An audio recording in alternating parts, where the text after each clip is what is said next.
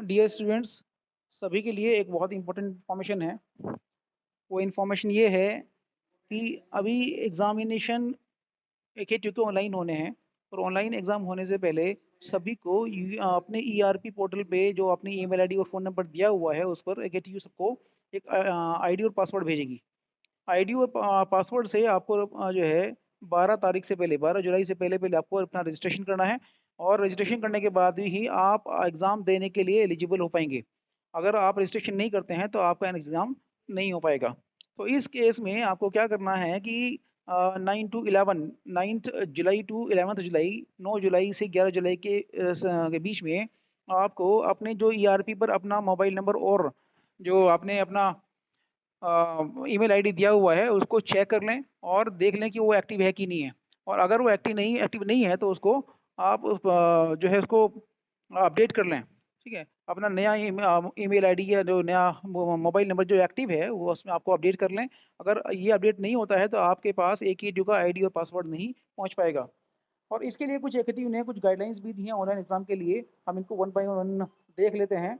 जैसे इसमें सत्र 2020-21 में के सम सेमेस्टर के रेगुलर और तथा कैरी ओवर परीक्षाओं के ऑनलाइन मोड में कराए जाने के संबंध में कुछ दिशा निर्देश दिए गए हैं।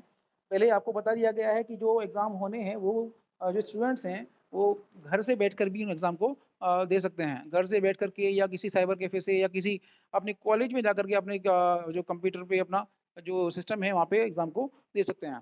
और देने के लिए क्या करना पड़ेगा, और ये सभी एग्ज़ाम जो है वस्तुनिष्ठ और ऑब्जेक्टिव टाइप होंगे। और इसमें कुछ पॉइंट्स दिए जो है कुछ गाइडलाइंस दिए हैं एकेटीयू ने। और उन गाइडलाइंस के अकॉर्डिंग आपको ये उसकी तैयारी करनी है।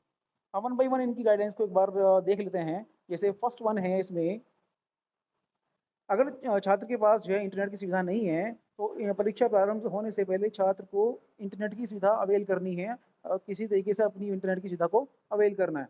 और उसके बाद में जो है अगर इन परीक्षा जो कक्ष है आपको जो देना है किसी उसमें किसी परीक्षा कक्ष में किसी अन्य व्यक्ति को प्रवेश करने की परमिशन नहीं होगी।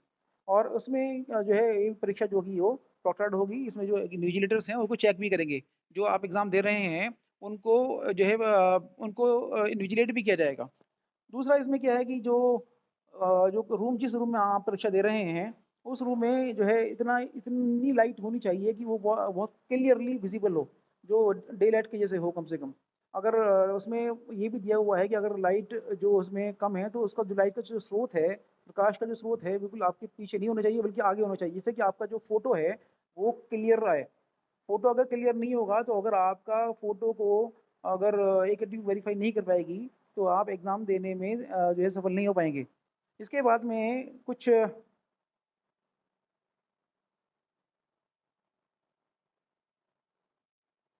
इसके बाद में जो आपने जो थर्ड पॉइंट इसमें क्या है कि आपको किसी साफ कुर्सी मेज पर बैठना है।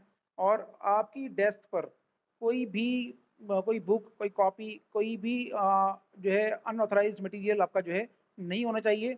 और हालांकि रफ काम के लिए रफ कार्य के लिए आप सादे पेपर पेन पेंसिल वगैरह आप इस पे रख सकते हैं।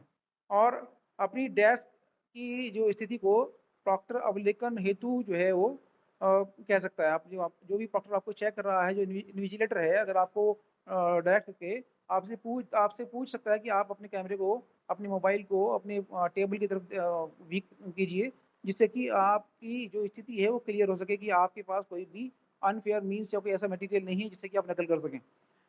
चौथा पॉइंट इसमें आप देखें कि आप जो है आपके आसपास जो दीवारें हैं कोई मेज वगैरह है तो उस पे कुछ भी लिखा हुआ नहीं होना चाहिए। कोई भी किसी तरह की वॉइस साउंड किसी टेलीविजन वगैरह उसमें नहीं होना चाहिए। ठीक है, और आपको केवल जो है जो एग्जाम देना है वो फॉर्मल ड्रेस पहन कर ही देना है बिल्कुल। और बिल्कुल एकदम अनुशासनात्मक व्यवहार आपको करना है। और इसके बाद में नेक्स्ट पॉइंट आप देखें कि इसमें जो है जितने भी इसमें क्वेश्चंस होंगे वो सब कैसे होंगे, वो बहुवैकल्पिक होंगे, मल्टीपल चॉइस क्वेश्चंस होंगे। और इन्हीं के आधार पर जो है ऑनलाइन परीक्षा कराई जाएगी। और आपको पहले भी आपने कई बार नोटिस पढ़ चुके होंगे कि कितने एग्जाम होंगे इसमें। तो एक पेपर में 50 प्रश्न होंगे। 50 प्रश्न होंगे, 90 मिनट का टाइम होगा, 1.5 घंटे का टाइम होगा। और किसी भी पेपर में नेगेटिव मार्किंग नहीं होगी। दूसरा क्या है कि इसमें कि जो कोई भी क्वेश्चन है उसके मल्टीपल चॉइस आंसर्स दिए हुए हैं, 4 आंसर दिए होंगे या 5 आंसर दिए होंगे। अगर जितने भी क्वेश्चन के आंसर्स हैं उसमें केवल एक ही आंसर हो करेक्ट होगा। इसके बाद में कि आपको एक 10th पॉइंट